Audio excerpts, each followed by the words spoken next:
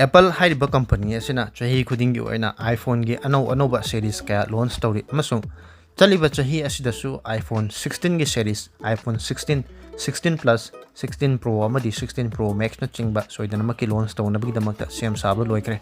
haiba phone sing asigi matangda domna hena kangminang bataragadi ngasigi video asibu loiba hawbutang miyang tabiyo ngasigi video asidi Apple haiba company asina chaliba chahi asida launch tawriba iPhone 16 gi series ta karam makal gi features sing yaurakani amasung hana leiramba Apple gi iPhone 15 amadi 14 na chingba sing dagi karam makal gi ahongba kaya lakadagi haiba sigi matangda semjaba video ni iPhone 16 series asisu haukiba chahi singda launch tawkibagum chaliba chahi asigi September thada soidan maki launch tawragani phone sing asida Apple gi oiba anobu makal gi bionic chipset sing yauri Apple gi A8 bionic chip haiba chipset asi 3 nanometer da base oiba processor amani amasung haiba processor asiga loinana Apple gi iPhone 16 series ta iOS 18 uba fangani phone sing asi ayamba model kudimakta 8GB RAM dagi horaga lakani haina panari phone sing asigi camera gi design da maru oina Apple gi iPhone 16 amasung 16 Pro na chingba sing ada camera gi design sing asi hana leiramdaba mawongda vertical oiba mawongda amasung camera sing asi upgrade oiba 48 megapixel gi Sony gi IMX 903 gi oiba camera loinana 5x optical zoom na chingba yauriba amadi 25x digital zoom na chingba yaugani haina panariba phone sing ngaktani amasung tonganba phone sing asida camera kapna bagidamakta dedicated oiba button sing yaugani haina panari saliba chahi asida su mamangda launch tawkibagum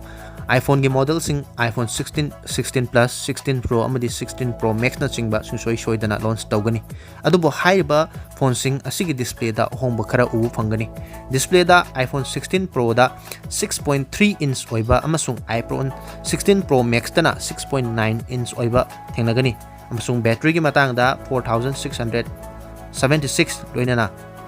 5000 mAh fawba oirba yai haina panari amasung haiba phone sing asibu charge tawunabagi damakta 40 watt ki fast charging piri amasung 25 watt ki wireless charging na chingba yaugani haina panari haiba phone sing asidasu mamangda Apple gi iPhone 15 series ta launch tawkibagum continue tawduna Type C port sing uba phangani amasung charging amasung atop makal kaya gi thabak toram tawba yanabagi damakta Type C 3.2 gi version sing uba phangani haina panari adum oinamak haiba phone sing asigi price asi khara khajik hengat pa yai haina panari mamangda launch tawkiba chang asidagi hengatlaga chawrakna lupa lising 10 fawwa hengalakba yabagi changda rumors sing amasung leak sing dagi taba phangli loinana haiba iPhone 16 gi series asi chatliba chahi asigi September gi tha asida soidana maki ubu phanglagadaba phone sing oibana maram oiraga adomna anoba iPhone gi series ama leinabagi damakta yengba natragana haiba series asi mamang chatta launch tawkriba 14 natragana 15 series ta gi kaya myamna hongba lakadagi haina khangbinabagi damakta ngairamba taragadi September tha fawbata ngaiba matamda soidana maki hongba kaya aju uba phanglagani